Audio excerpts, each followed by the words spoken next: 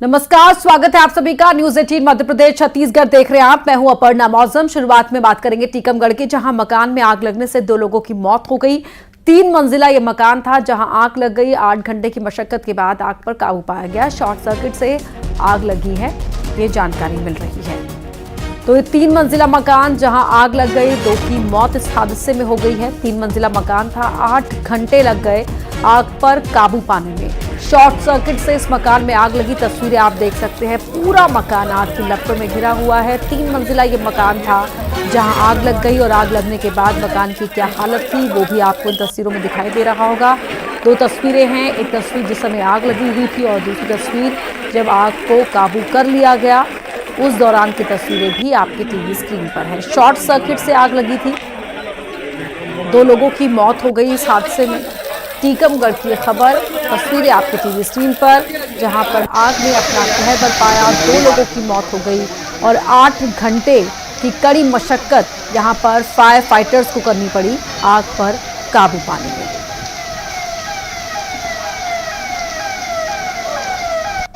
तो आग के तांडव की तस्वीरें आपके टीवी स्क्रीन पर आप देख सकते हैं। राजीव रावत टीकमगढ़ से हमारे सहयोगी हमारे साथ लाइव जुड़ रहे हैं। राजीव, किस तरह से यहां पर आग लगी थी और जिन 2 लोगों की मौत हुई है वो कौन थे? क्या कुछ अब तक जानकारी निकलकर सामने आई है?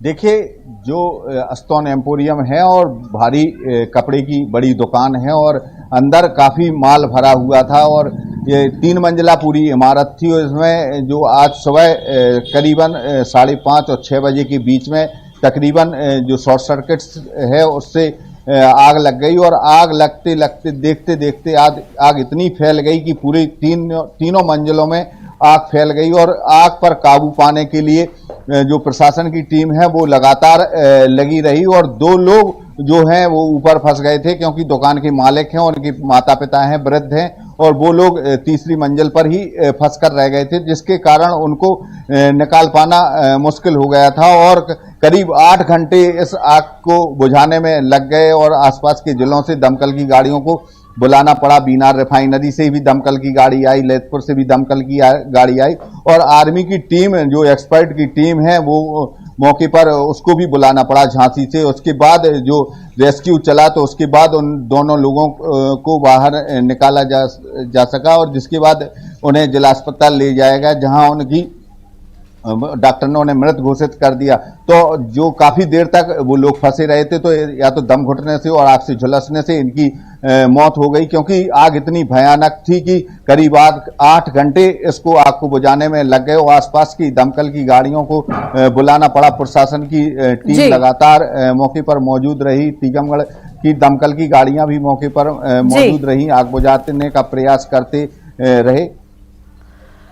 ठीक है राजीव, आप बने रहिए हमारे साथ। तो शॉर्ट सर्किट से यहां पर जिस तरह से आग लगी, उस आग ने 2 लोगों की जान ले ली। अब खबरों में आगे बढ़ते हैं, बात धार की कर लेते हैं, जहां पर चलते ट्रक में आग लग गई। खलघाट 4 लेन पर ट्रक में आग लगी, ड्राइवर की जान बाल बाल बची। फायर ब्रिगेड ने आग पर काबू पाया। तो धार में इस चलते ट्रक में आग लग गई। गनीमत रही कि ड्राइवर वक्त रहते ही गाड़ी से उतर गया और किस तरह से आग पर वो काबू पाया गया, आग बुझाई गई, वो आप इन तस्वीरों में देख पा रहे हैं। ड्राइवर की जान बाल बाल बची।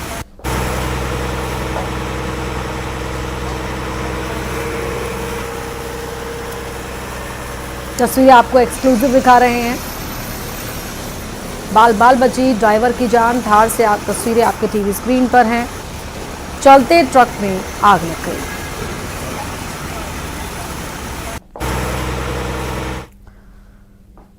वहीं पानी बरस रहा है और परेशानी बढ़ा रहा है। दमोह से बड़ी खबर आपको बता रहे हैं। उफनते नाले में 2 लोग बह गए।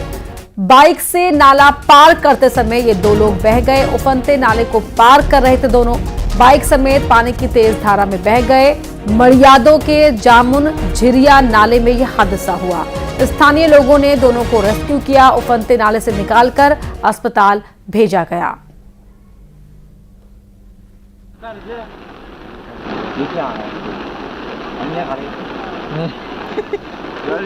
हम तो निकाल रहे हैं गाड़ी अब पूरी तो बचा है।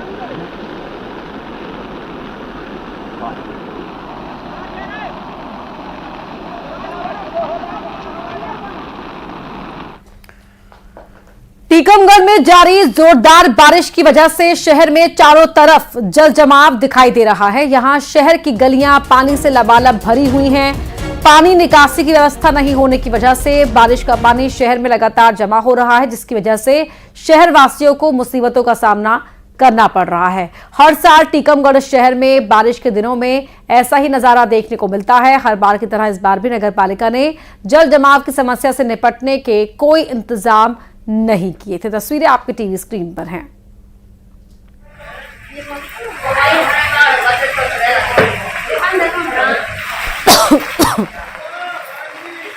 आजा जल्दी आजा, आजा सेठ। भिंड जिले में करीब पिछले 2 घंटे से झमाझम बारिश हो रही है। तेज हवा के साथ हो रही जोरदार बारिश की वजह से लोगों को उमस भरी गर्मी से बड़ी राहत मिली है। वहीं मूसलाधार बारिश की वजह से शहर की सड़कें जलमग्न हो गई हैं। दफ्तरों तक में पानी भर गया है। तेज हवा चली, उसके बाद जोरदार बारिश शुरू हुई। तस्वीरें आप टीवी स्क्रीन पर देख पा रहे हैं। यहाँ उमस से तो राहत मिल गई है, लेकिन पानी भरने की समस्या भी देखने को मिल रही है।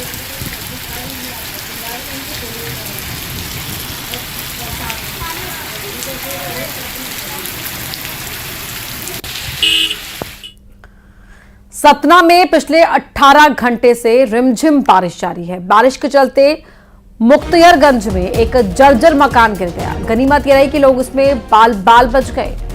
तो ये मकान पहले से ही जर्जर हालत में था। लगातार हो रही बारिश ने इस मकान को और कमजोर कर दिया और मकान गिर गया, जिसके बाद तस्वीरें आप देख पा रहे हैं। गनीमत रही कि जो लोग थे वो बाल बच गए।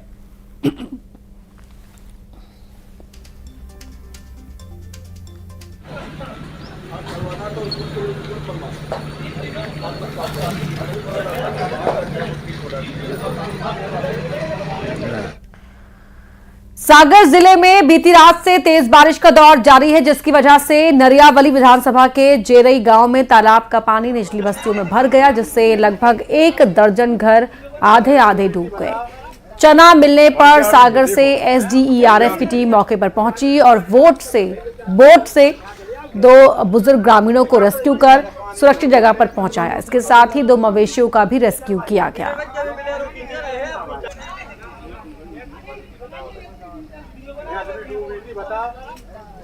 बढ़िया भी है, देखो बढ़िया भी है।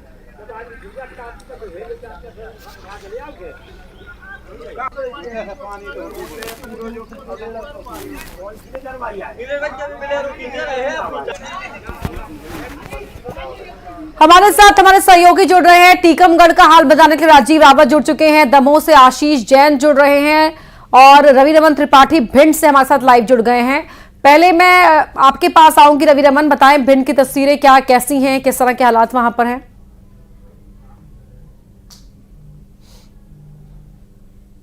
के जो नगर निगम है, जो नगर पालिका भिंड है, वो प्रदेश की सबसे बड़ी नगर पालिका मानी जाती है। लेकिन इस समय नगर पालिका के जो काम है, उनके विकास कार्यों की जो पोल है वो साफ खुलती नजर आ रही है। हमारे पीछे जिस जगह हम खड़े हुए हैं वो भिंड शहर का जो कलेक्टेड परिसर है, जहाँ पर कई दर्जनों विभाग हैं और पड़ोस में एसपी ऑफिस भी है। और लगातार चाहे लाहौर की क्षेत्र से आने वाले लोग हों या अटेर की ओर से आने वाले लोग हों या ग्वालियर की ओर से आने वाले लोग हों, सारे लोग, ये चौराहा है, लाल चौराहा बोला जाता है, सबसे व्यस्ततम चौराहा है भिंड जिले का।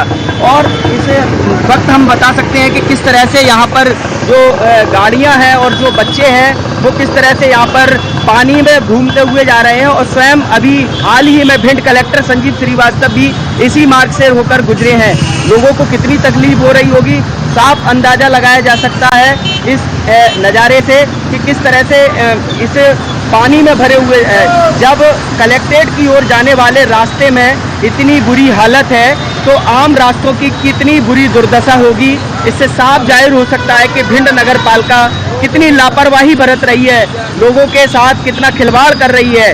भले ही लोगों से टैक्स लेती हो, भले ही जो भी हो, लेकिन कुछ भी यहाँ पर जो वरिष्ठ अधिकारी हैं उस पर भी ध्यान नहीं दे रहे हैं। यहाँ के अगर यदि जनप्रतिनिधियों की बात की जाए तो यहाँ पर कैबिनेट मंत्री रहे हैं और फिलहाल इस ओर किसी का ध्यान नहीं जाता है। और लोगों को कितनी समस्या होनी पड़ती है कि लोगों को इस जल भराव से होकर गुजरना पड़ रहा है। अपर्णा जी, पर लोग हों, वहां से लोग गुजर रहे हो तो उनसे बात करने की कोशिश कीजिएगा। आशीष, अब मैं आपके पास आ रही हूं, आप बताएं वहां पर किस तरह की तस्वीरें हैं, क्या कितने मुश्किल हालात वहां पर बने हुए हैं, क्या कोई व्यवस्था इंतजाम नगर निगम की ओर से किया गया है या नहीं किया गया है?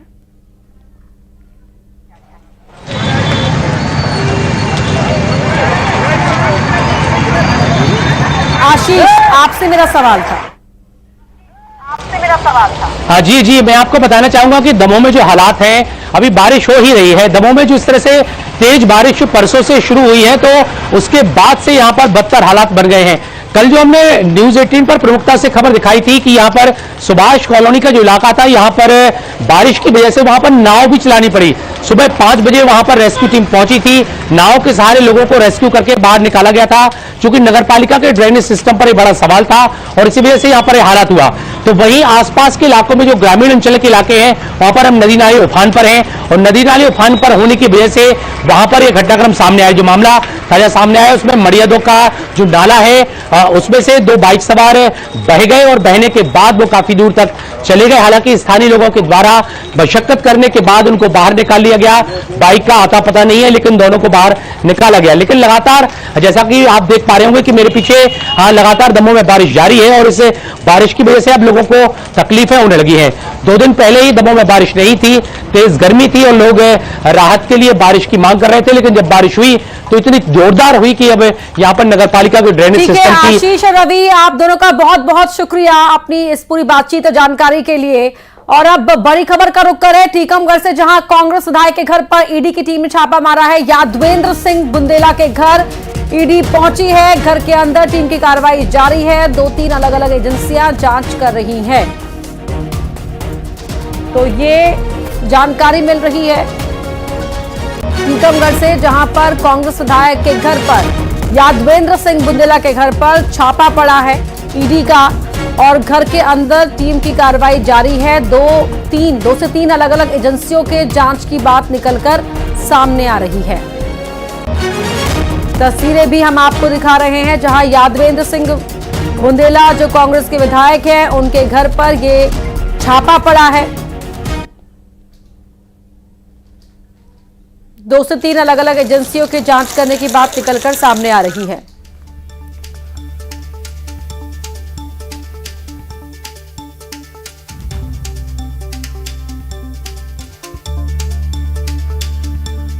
तस्वीरें आपको एक्सक्लूसिव दिखा रहे हैं, राजीव रावत हमारे सहयोगी भी जुड़ गए हैं। राजीव, बताएं क्या जानकारी है इस छापे को लेकर?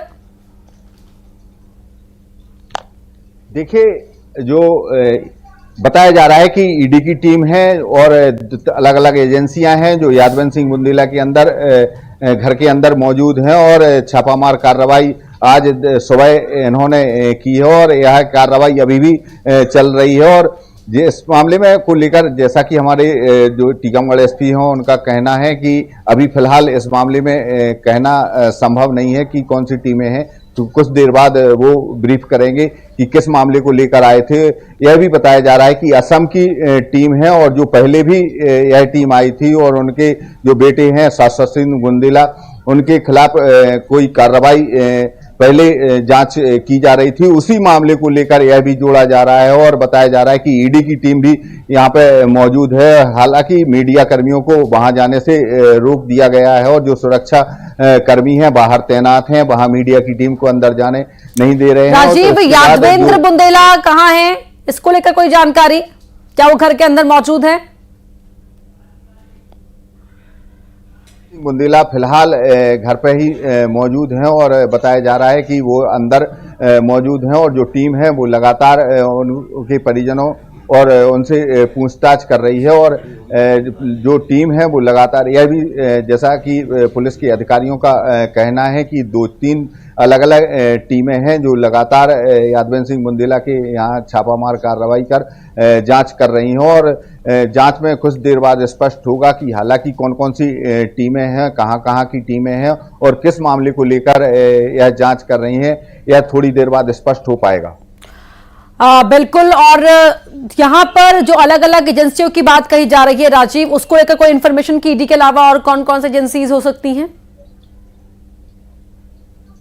देखिए अपर्णा, यह भी सामने आ रहा है कि जो असम की पुलिस है वहाँ वह भी एक टीम हो सकती है और यह ईडी की जो टीम है वह भी वहाँ पे मौजूद है। और जो टीकमगढ़ के जो एसपी हैं उनका कहना है कि 2-3 अलग अलग एजेंसियां हैं जो अपना काम कर रही हैं और कार्रवाई के लिए यहाँ पे आई हैं। बाहर की पूरी पुलिस यहाँ पे फोर्स मौजूद है और जो बाहर पुलिसकर्मी तैनात हैं तो वहाँ पे किसी भी व्यक्ति को अंदर जाने से मना कर रहे हो। तो घर के अंदर जो कार्रवाई है तो वो जो टीम के अधिकारी मौजूद हैं और उनके परिवार के लोग मौजूद हैं तो उन्हीं से जो पूछताछ कर रही है और कार्रवाई की जा रही है। हालांकि यह स्पष्ट नहीं हो पाया है कि टीमें कहाँ की हैं और कैसी आई हैं, लेकिन जो वहाँ पे जो स्थानीय पुलिस मौजूद है, जो टीकमगढ़ के जो पुलिस के अधिकारी मौजूद हैं तो उनका कहना है कि यहाँ पे ईडी की टीम जो है वो मौजूद है और तमाम जो एजेंसियां हैं वो मौजूद हैं। लेकिन राजीव, एक पुराने मामले को लेकर अब ठीक है राजीव, लौटेंगे आपके पास। कांग्रेस के प्रवक्ता अभिनव बरोलिया जी फोन लाइन पर जुड़ गए। अभिनव जी, क्या जानकारी है आपको? आपके विधायक के यहाँ छापा पड़ा है? जी, मुझे भी आपके द्वारा ही जानकारी प्राप्त हुई है मीडिया के माध्यम से, और जो भी वहाँ कार्रवाई हो रही है वो आप भी देख रहे हैं और हमें भी पता चल रही है आपकी न्यूज 18 के माध्यम से जी। और आगे जो जानकारी प्राप्त होगी वो सबके सामने रहेगी कि क्या क्यों छापा पड़ा है, क्या कारण है। अचानक से ये कहा कि असम की पुलिस की जानकारी मिल रही है कि आसाम से पुलिस आई है। हाँ। तो इसके आगे की जानकारी तो शायद आपके माध्यम से मिल पाए, मीडिया ज्यादा सजग रहती है। तो यादवेंद्र सिंह बुंदेला के वहां होने की जानकारी है आपके पास कि वो घर पर ही है या कहीं और है, इस तरह की कोई जानकारी? ऑब्वियस ही बात है, जब वो घर पर होंगे या जो भी है, मुझे इसकी जानकारी तो खैर प्राप्त नहीं हुई है जी जी। लेकिन जो भी है वहाँ पर सभी पुलिस अधिकारी भी हैं, पुलिस बल भी है, भारी तादाद में पुलिस भी है, ये जानकारी चैनल के माध्यम से मिल रही है। ठीक है अभिनव जी, बहुत धन्यवाद आपका इस जानकारी के लिए। चलिए अब बढ़ते आगे, बात खरगोन की कर लेते हैं जहां पर अवैध शराब के ठिकानों पर एक्शन हुआ है। आबकारी विभाग ने छापा मारा है। 110 लीटर कच्ची शराब, 2350 किलो लहन जब्त किया गया है। मौके से 2 आरोपी भी गिरफ्तार हुए हैं। कसरावद क्षेत्र में ये कार्रवाई हुई है।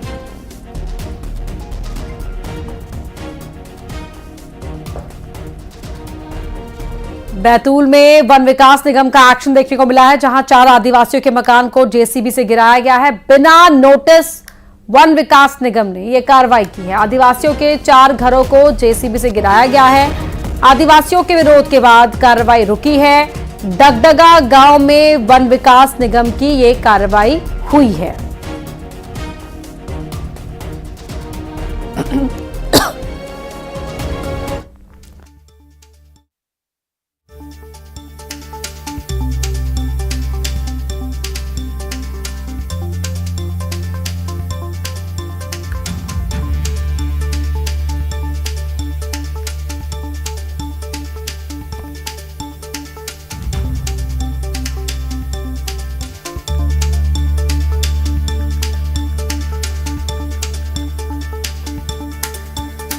तस्वीरें आपको दिखा रहे हैं। विरोध के बाद यहां पर कार्रवाई रुक गई है। एक्सक्लूसिव तस्वीरें आपके टीवी स्क्रीन पर। आदिवासियों के घर पर यह कार्रवाई हुई है। बैतूल में वन विकास निगम ने यह एक्शन लिया है और 4 आदिवासी परिवार जिनके मकान को जेसीबी से गिराया गया है, परिवारों का कहना है कि उन्हें नोटिस नहीं दिया गया। ऋषु हमारे सहयोगी बैतूल से जुड़ रहे हैं। ऋषु, ये जो पीड़ित परिवार है वो कह रहे हैं कि उन्हें कोई नोटिस नहीं मिला था, बिना नोटिस की कार्रवाई कैसे की गई?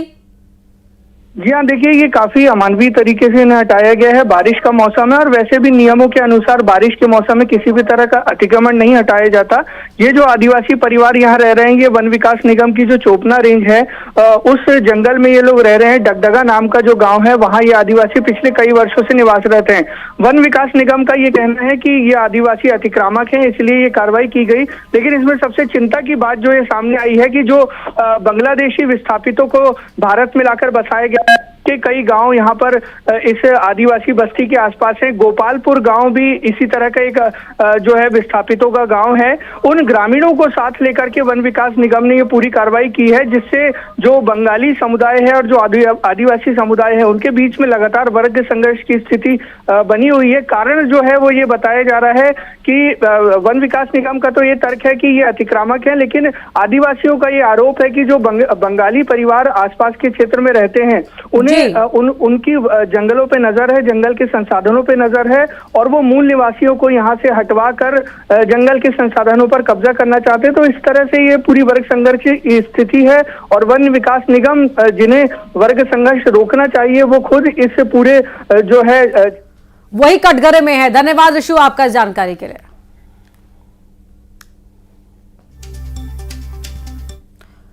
बात उज्जैन की, जहां एक शख्स ने अपनी पत्नी को मौत के घाट उतार दिया। हथौड़े से वार कर पत्नी की हत्या कर ली।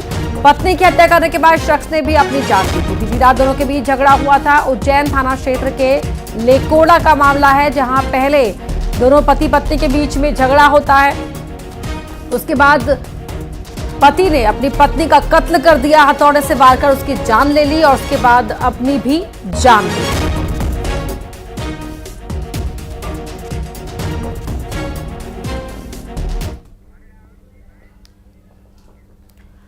ग्वालियर की बात करते हैं, जहां के जलविहार के पास से दो दोस्तों का किडनैप होने के बाद सनसनी फैल गई। एक कार और दो बाइक से आए 8 से 10 लोगों ने लालू और सोनू नाम के 2 छात्रों को किडनैप कर लिया। इनके साथ मौजूद तीसरे दोस्त ध्यानेंद्र ने पुलिस को खबर दी। लगभग 3 घंटे बाद दोनों ही दोस्तों को किडनैप करने वालों ने छोड़ दिया। छूटने के बाद लालू और सोनू पड़ाव थाने पहुंचे। जानकारी मिली है कुछ दिन पहले लालू और एक लड़की के बीच फोन को लेकर झगड़ा हुआ था। इस विवाद को लेकर अपहरण की यह घटना हुई है। फिलहाल इस मामले में अभी तक एफआईआर दर्ज नहीं की गई है।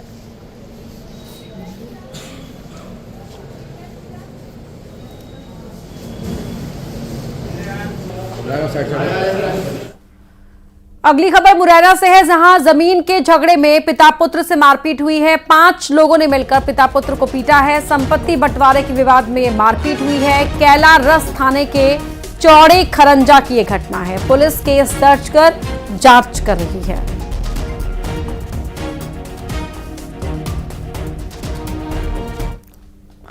अगली खबर गुना से, जहां पेड़ से बांधकर युवकों को पीटा गया है। युवकों को बेरहमी से पीटने का वीडियो भी बनाया गया है। पीटते हुए वीडियो बनाकर वायरल किया। इलाके में दहशत फैलाने के लिए मारपीट की दुधई गांव का ये वीडियो बताया जा रहा है।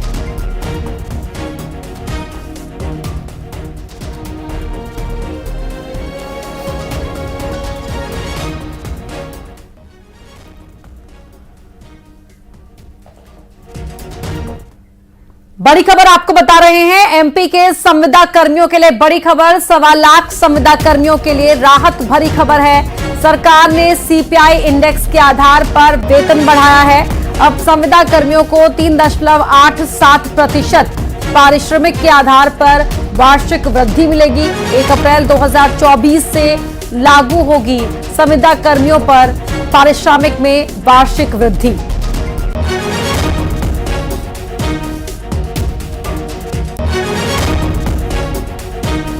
शैलेंद्र भदौरिया हमारे सहयोगी जुड़ गए। शैलेंद्र, संविदा कर्मियों के लिए बड़ी खबर। बिल्कुल बिल्कुल एक बड़ी राहत की खबर है। लगभग 1.25 लाख जो संविदा कर्मचारी हैं उनका वेतन बढ़ाया जाने का निर्देश जो है वो विभाग ने जारी किया। जिस तरीके से बताया जा रहा है कि 3.87% वेतन बढ़ेगा। तो अगर औसत लिहाज से देखें तो जो छोटे कर्मचारी से बड़े कर्मचारी तक बात करें तो 700 से लेकर 3,000 रुपए तक की वेतन वृद्धि जो है वो उनके वेतन में की जा रही थी, कि लंबे समय से मांग भी कर रहे थे और यही कारण है कि सरकार ने उन मांग को माना है और इस वेतन वृद्धि को लागू कर दिया। ये 1 अप्रैल 2024 से ये बढ़ा हुआ वेतन उनको मिलेगा और एक बड़ी राहत जो है वो संविदा कर्मचारियों के लिए कही जा सकती है जो लंबे समय से वेतन को बढ़ाने की मांग कर रहे थे। जी, तो सीपीआई इंडेक्स के आधार पर वेतन बढ़ाया जाएगा और जिस तरह से आपने बताया कि लंबे समय से संविदा कर्मियों की मांग थी, तो अब जाहिर तौर पर संतुष्ट होंगे संविदा कर्मी। और वो मांग जो मांगे थी उनकी, उनमें से प्रमुख मांग ये भी थी कि जो उनकी वेतनमान है वो बढ़ाया जाए। इसके अलावा स्थायीकरण का जरूर उनकी एक मांग जो अभी लंबे थे, जिस पर सरकार विचार कर रही है, लेकिन फिलहाल जो एक बड़ी जो दूसरी मांग उनकी जो थी उस पर जरूर सरकार ने संज्ञान लिया और सीपीआई इंडेक्स के अनुसार उनकी जो वेतन है वो उसको बढ़ा दिया गया है। जी धन्यवाद आपका इस जानकारी के लिए। तो 1 अप्रैल 2024 से ये नियम लागू होगा। संविदा कर्मियों की लंबे समय से जो मांगे थी उसमें प्रमुख मांग एक ये भी थी, और अब ये 1.25 लाख संविदा कर्मियों के लिए राहत भरा फैसला सरकार ने लिया है और उनके वेतन को बढ़ाया जाएगा। 1 अप्रैल 2024 से लागू होगा, तो ऐसे में अब तक का जो एरियर है वो भी उन्हें मिलेगा।